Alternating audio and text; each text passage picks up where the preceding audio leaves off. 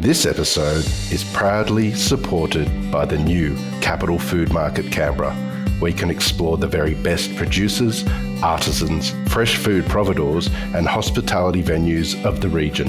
Here's Alex Royds from La Cheeserie. I do live in Melbourne, so it's my local market, so I'm excited to offer that. The way that it's looking to me, it's going to be like the go-to market in Canberra. For more information, go to capitalfoodmarket.com.au or visit the markets and feed your curiosity.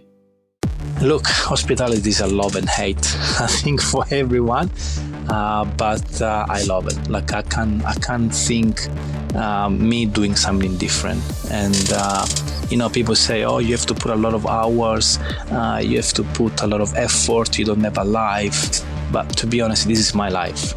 And the hours that I put is because I want to put, because it excites me. How much do you need to understand tradition before you can break all the rules? We are going to discuss that topic today around pizza with somebody who has been obsessed with pizza for decades. Francesco Ciccio Crifo is the chef at Roccella in Melbourne, a really good, super well-run Italian restaurant not too far from the city. Ciccio, welcome to Dirty Linen. Hi, Dani. Thank you very much for inviting me. It's really good to have you on the show. And yeah, I have to tell you, I really love what you're doing at Roccella. It's a machine. You can buy your groceries, you can get takeaway, and you can sit down for excellent Italian food that really is anchored in tradition, but you do go a little bit crazy at times. Yeah, you look, it actually reflects what we are, who we are. Well, tell me about it from your point of view. Like, how does the restaurant reflect you?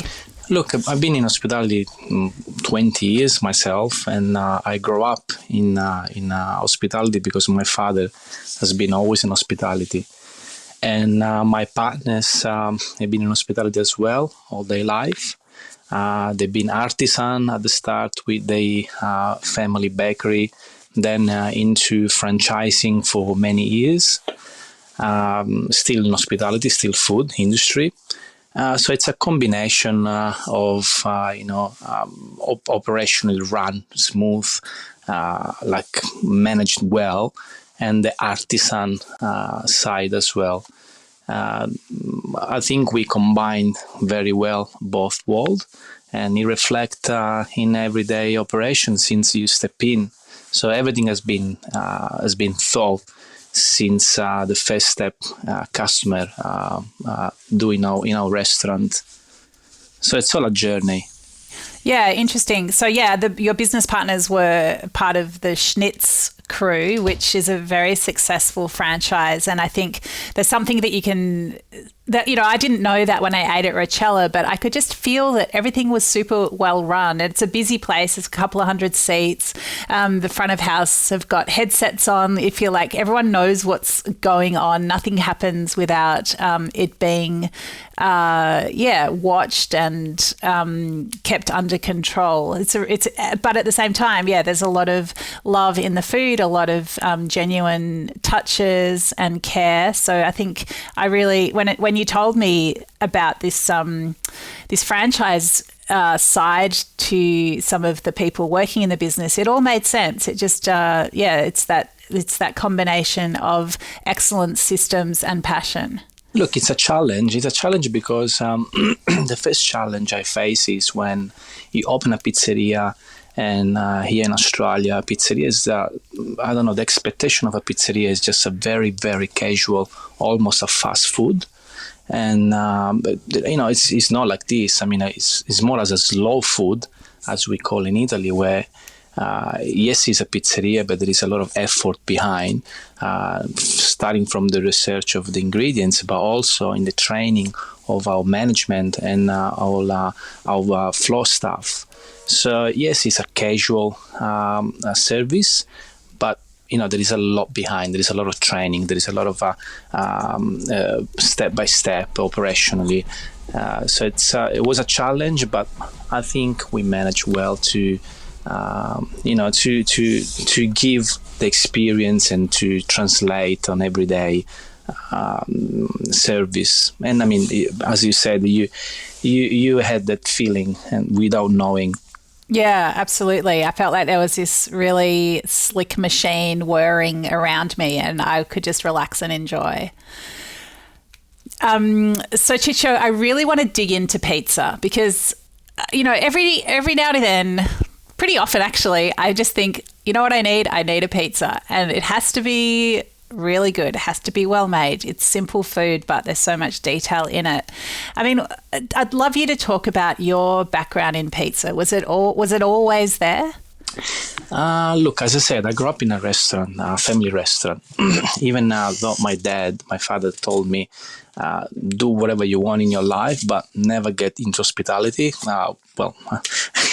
I didn't listen. It didn't end up as he wanted. So the first step I did is in the kitchen when I was really young, like 15. So I'm 36. So I've been behind the pizzeria, behind the kitchen for 21 years, and I never stopped. I never changed job. So I think I really, since the day I stepped in the kitchen in the pizzeria, I really loved that artist aspect, and I really love the fact that you never stop learning. And in actual fact, I still these days, after 21 years, I still learn new things, new technique, experimenting. So starting from a young let's say kitchen hand, my hero was the pizza chef that was in the pizzeria. But then, after that, you start to explore and you see other pizza makers and you see other technique, what they're doing, and you start to follow them, and you have your guru, and then you follow the guru. But then at one point, with many years of experience, let's say you become the guru, and you start to experiment yourself. So I think at one point of my life, and I think in every job, in every industry, you don't follow anyone else. You just create your own rule. You create your own rule because you have your own philosophy. So after many years, and now here I am, I have my philosophy. I've been experimenting, I've been teaching, I've been trying, I had my businesses. So my philosophy now is what I serve in the pizzeria Roccella is who I am. So I like to give in the plate something that reflect my experience, my past experience, my future plan, my years of experimenting, and my philosophy. So when you step in a Roccella, you can see in the menu something different where we serve 4 different pizza dough. Plus, we have sometimes a special of the month. Here you go, but pizza is pizza, yeah, but it's not. So you can see the classic base made with Italian wheat imported and sourdough that we have our liquid starter that we grow ourselves. Then you can have Romana style, which is a different style of pizza where it's very thin that we make with local grain. Local grain meaning like we know exactly where the wheat was grown. We know the farmer, and we know which grain is inside the bag. So we do the style. We also have a black charcoal, which was an experiment, but people love it. It's something they see very different because it's like black pizza.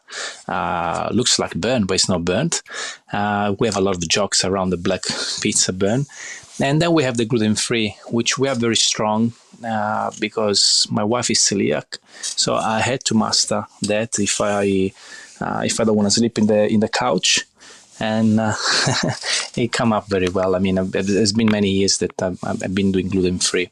And then we have the special of the month where we play a lot with fermentation, like using fermented water from fruit or vegetables rather than yeast.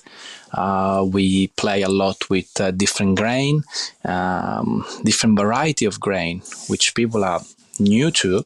And because I'm new to it, every 2 months, we do pizza degustation, pizza masterclass, where I try to explain, I try to, open their mind to to know what they're eating. So know what the grain they're eating, what is the fermentation, what actual where the ingredient come from, because for us it's very important. And I think this is my philosophy. So this is what I like to put in the plate. And it makes me very proud when people like you come in and say, "Oh, I like this pizza, I like this operation, I like this restaurant." That will really what pays us. So a lot of migrants come to Australia and they find that they can be more creative and experimental with the cuisine from their country of origin here than they could be back home. Do you think it's like that for you with pizza? Look, I think being a chef, you have to be creative, and you can't have limits. It's just your way to put ingredients together. In actual fact, you can see in our menu that we have pizza with pineapple, which is very unusual in an Italian restaurant. And this is because, it's a taboo, like from old mentality, old people, because I believe they didn't put the ingredients together very well. But if you actually use the pineapple in a different way, you can come up with a pizza like we serve, the smoky ananas. So you can change things. Well, you better tell us how you make pineapple on pizza acceptable, Ciccio. Yeah, acceptable. That's a good word. And I challenge a lot of Italians when they come to eat at the restaurant. I go like, look, just try and tell me. Look, we buy fresh pineapple. We roast in our oven, and when it's roasted, then we close so all the humidity stay inside, because then we also need the liquid from the pineapple to create like a smoky glaze. So then we marinate with that liquid. We leave it marinated for a few days. So that would be very tender pineapple and smoky taste. And then we combine with mozzarella cheese.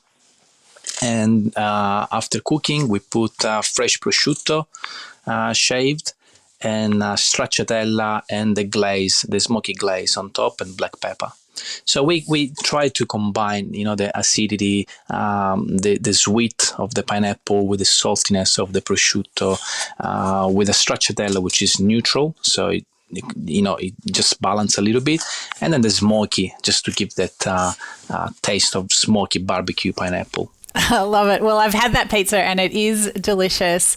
It's definitely not a Hawaiian pizza like you get from the local pizza shop. It's got a lot of integrity and, as you say, creativity. It really feels like you're thinking about really feels like there's no limits when you think about what you can do with pizza. Ciccio, I want to ask you about Australian and Italian ingredients. There's a lot of Italian pizza chefs here are, very particular. They want to use the tomatoes they were using back home. They want to use the flour they were using back home. What's your approach to this? This has been like a big discussion with my colleagues, with my Italian colleagues. Look, it's, I would say it's a comfort zone using Italian products, because we know how to use it. I mean, we grow up there. So especially for people that learn the job in Italy and then they moved here, they feel comfortable using them because they grew up with the taste, they grew up with the tomato, with the flour. But as I said, then you create your own philosophy, and my own philosophy is I'm in Australia. I'm sure they have beautiful products. I want to explore them. And many years ago, I started to explore what Australia can give. And I started to, searching for grain, so for flour made here. I started to look for cheese, for tomatoes. And I actually find out that the product is unbelievable. It's amazing. There is a little bit of lack of how to make these products performing for the pizzeria, but it's just a matter of Italians been doing this for many years. But I find that's amore cheese with Giorgio. He's an Italian, but he only uses local milk. So with his knowledge, he can transform the Australian produce to an Italian, let's say, product that perform well for the product. And then I find out also like farmers that produce tomato. They've been doing tomatoes for 50 years, but they never thought about making pizza sauce. And then, slowly you start to talk, they experiment, and here we go. I'm now using peeled tomato from Victoria. And same thing with the grain. I've been working with many farmers, Provenance from New South Wales, Turong Farm from Mornington Peninsula. Jason from Turong Farm is a gentleman. He's obsessed with different grain varieties. They're not easy to use, and that's why I think many colleagues try, not to experiment too much. They're not easy to use, but with the right combination, with the right knowledge and technique, you can have a product that is amazing. I mean, when you eat it, you can tell the difference. There is many products like this in Italy as well, but they are very short shelf life, which makes it very hard to import in Australia. And that's why we can't find the same products that we can source here from Italy, only because the shelf life is very short. So it wouldn't be impossible to import same ancient grain, let's say, just to nominate some, from Italy. That's really interesting. I mean, we've had Jason Cotter from Turong Farm on our producers podcast, and it is so interesting what he's doing down on the Mornington Peninsula with different types of wheat and other grains. It's so interesting to hear you talk about, them being difficult to use, but that you get this payoff in this incredible result. I mean, it makes me think we've sort of, even the idea that flour or wheat should be consistent is perhaps we've sort of gone down the wrong path with that thinking, haven't we? Exactly. Look, if you ask Jason or any other farmer in Australia that really cares about what they're doing, and you ask them to produce a 0 or 00 flour, their answer would be no. Just no. There's no negotiable. And the reason is because 0 and 00 are very performing, very easy to use, but you lose all the nutrients, you lose all the flavor, the taste of the grain. You get lost. So what is the point? The point is they use 0 and 00 just because, consistency maybe, or performance. And these days, unfortunately, with social media especially, people eat with their eyes. So when you have a very big crust, but like beautiful pizza on Instagram, and you put that like, and you go, oh, that looks amazing, but you don't know if it really tastes amazing. You know what I mean? So sometimes the ugly pizza, because it didn't perform or because you use a different grain, it might be tastier. Yeah. I mean, chefs understand that, they buy, I don't know, tomato or an oyster or whatever, and they know that it's going to change through the season, and that they'll need to adjust the way they use it because of that. But I think we've grown away from this idea that flour is like that as well, that it's a live product. Of course it is, and there's many varieties. If you come in my restaurant, I got a storage with I think 15 or 18 bags, and bags you see the writing Aragon or Triticale or I don't know, Lensar, Spitfire, and people goes, what is this? It's just flour, isn't it? But no, it's not. It's different wheat, different grain. They have different specialties and different taste. And of course, different technique when you use them. And so with 0 and 00, Ciccio, I mean, what does that actually mean? Is it the fineness of the flour, or what? Is that what it is? Yeah, correct. So they get the grain, and they use the old meal, the type 2, type 1, type 0, and type 00.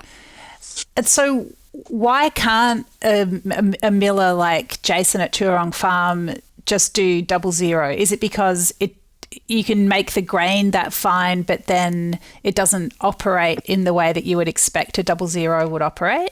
It just goes against their philosophy, where they really want the grain to be the hero product. And at 000, you lose all the nutrients, all the taste. You lose the story, the story, and the characteristic of the grain. Right. It's so interesting. So it's like you just blitz away all the integrity of it and the thing that makes it what it is. Exactly right. That's so interesting. I want to ask you about pasta, because I'm sure you've got interesting views on flour for pasta as well. We have fresh pasta.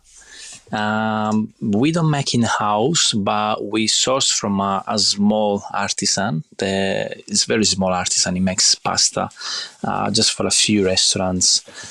He used zero from Italy, imported from Italy. He makes without eggs because we have a big market for vegan, restaurant.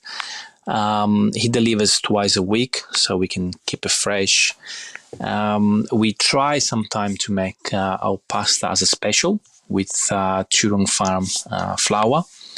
And, it's for pasta, it's easier than pizza because there is not a lot of processing steps or fermentation behind it. And the taste is amazing. Sometimes it can be too strong, the flavor.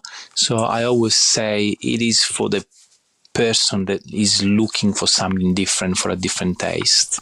Yeah, you're really tasting the wheat, I reckon, with his, when you make, I've had his, because he's making pasta as well now, so I've had some of that, and it's it's delicious. There's so much character in it, but as you say, it's not a quiet pasta.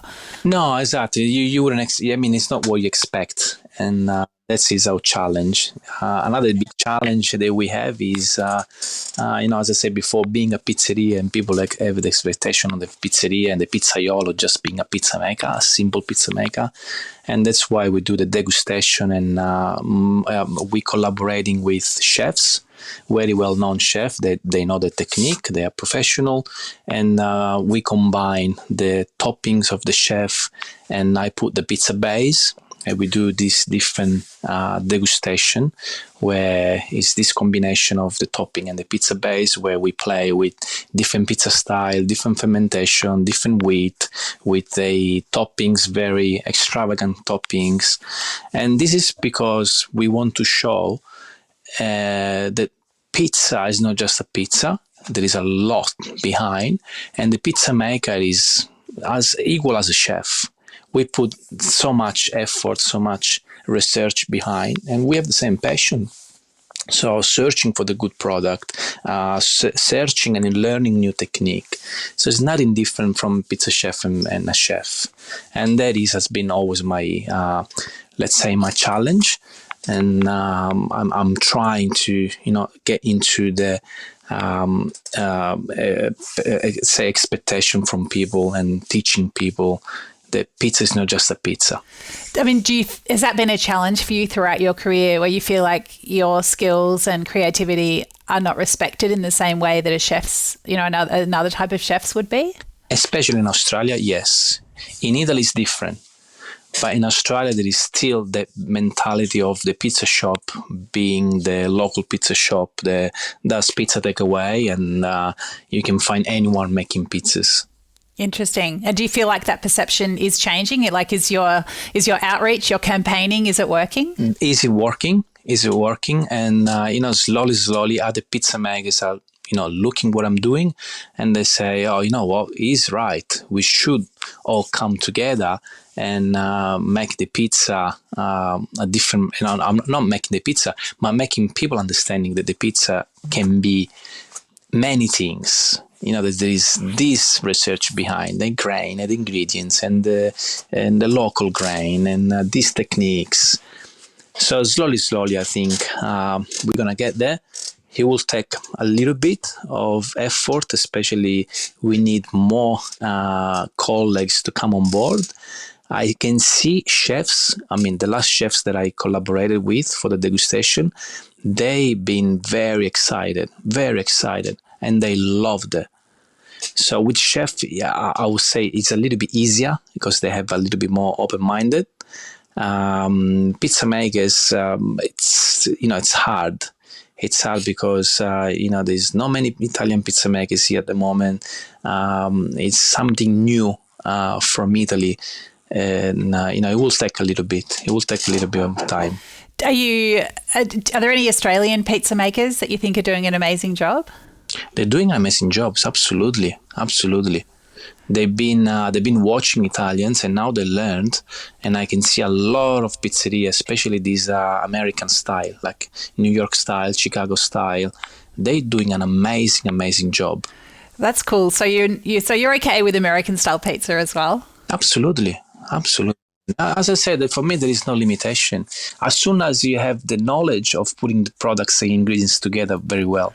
Yeah, love it. What about all the home pizza makers now, Ciccio, with the Gosni or the Uni, all these little home ovens? What do you think about that craze? I think we are very, very lucky. I mean, when I started to teach people making pizza home back 15 years ago, the only oven they had was the home oven, I mean the electric oven, the static, and some lucky person would have a wood fire oven in the backyard. These days, we just not expensive. You can buy electric, gas, wood, small, big, and anyone can make a good pizza like we make at the restaurant at home. So very lucky. We also have these mixers, pizza dough mixers these days. They are like a mini version of what we use professionally. So you don't see that as competition? No, absolutely not. In actual fact, many people use these small ovens to start catering businesses. And this during after COVID was, I think, like a good thing to see. I think, having got those, experimented with those ovens at home and made some pretty good pizzas, I think it's also made me appreciate what people like you do even more, with the consistency and especially being able to work with different grains and create nice pizzas from them. I think it's really reinforced for me how much work it is to make a great pizza.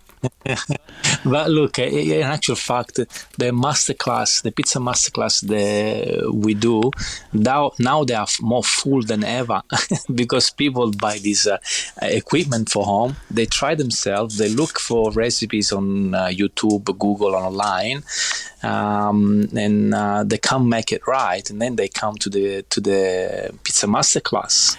Yeah, that's great. So yeah, it works well for you as well. So Ciccio, like Roccella it's right on the edge of the city. It's in East Melbourne near the MCG. It's also, East Melbourne is such a tight-knit neighbourhood. I'd love you to talk about your community, how you create a restaurant for a neighbourhood, what you do to foster that. Look, before East Melbourne, when we're looking for a site, we've been through, I think, 17 sites, all in areas that would reflect, our philosophy, our concept. And when we came across then East Melbourne, we thought, you know what, this is not just a simple restaurant. This is iconic. This can be something iconic that can be here for the long term. And we opened, and then we've been very unlucky with the COVID, 8 weeks after we opened. So as the first few weeks, everyone panicked. But then, we still had a good business during morning and lunch because we are surrounded by hospitals and medicals and private. So that was easy. So when they came in, we started to ask them what they were looking for, what they needed. So we catered for what they need. And same thing we did at night. At night, we went takeaway. We've been delivering ourselves, and we've been asking what they need was. So we collected all this information during COVID, and when we opened, we just changed what we were offering, and we tailored just for what the local people wanted. And, during COVID, local people couldn't travel more than 4 kilometers, which, for us was, better because was not much around in 4 kilometers, and we were open.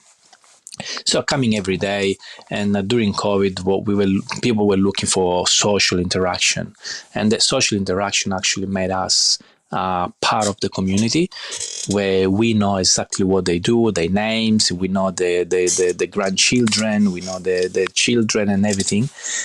And this has been growing and growing and growing, and now we became an iconic and local restaurant, and we love the community.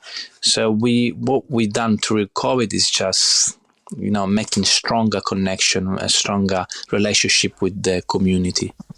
Love it. And Ciccio, let's finish with some advice. You're a chef, you're a restaurateur, you've got a lot of experience. What advice would you give to people who are perhaps, not as experienced as you, whether it's from a chefing point of view or from running a restaurant point of view? What do you think is really important in doing what you do? Look, this has been one of my biggest challenges in my life, in my career, becoming a business owner. From a pizza chef or a chef, where as a chef, we have a different mentality. We believe in things. And then when you become business owners, you understand that, it's decisions making can be driven by ego, has to be driven, by results. And, things change. So I think for me, the biggest thing that I learned in my career is knowing both worlds. So knowing being a chef and pizza chef, floor and all the staff side, and also learning being a business owner.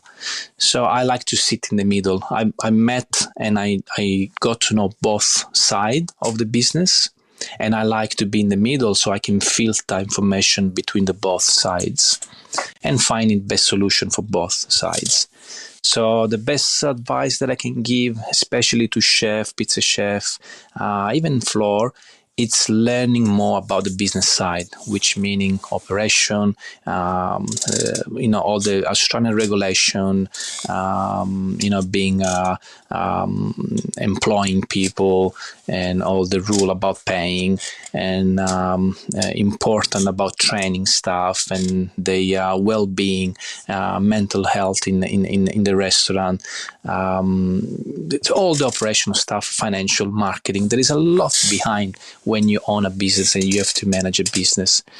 And, as a chef, your job, and you feel proud to make beautiful dishes and the customer appreciate.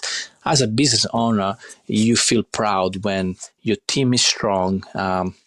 You have created a good culture inside your staff members, your team, and also you have a good culture with your customers, but also that you are making profit, because if you're not making profit, you're not good at your job, and it's not sustainable. And if it's not sustainable, guess what? Then you gotta close, and everything you believe, and the chef dream, the floor staff dream, everything close, and you can keep doing it. Do you love what you do? Look, hospitality is a love and hate, I think, for everyone. But I love it. Like I can't think me doing something different. And people say, "Oh, you have to put a lot of hours. You have to put a lot of effort. You don't have a life." But to be honest, this is my life. And the hours that I put is because I want to put, because it excites me. Love it, Ciccio. So well said. Been such a pleasure to chat to you. I really need to come in and try all the other pizzas. Thank you for sharing your knowledge, wisdom and stories with us today. I really appreciate it. Thanks, Dani. Thanks for the possibility to share my ideas. This is Dirty Linen, and I'm Dani Valent. We air the issues that the hospitality industry finds hard to talk about, hearing from different people with unique perspectives. We want to hear from you as well. If you have something that needs to be said about a topic, get in touch so we can include your perspective. Contact us at dirtylinen@deepintheweeds.com.au or hit us up on Insta at Dirty Linen Podcast. We can't wait to hear from you. This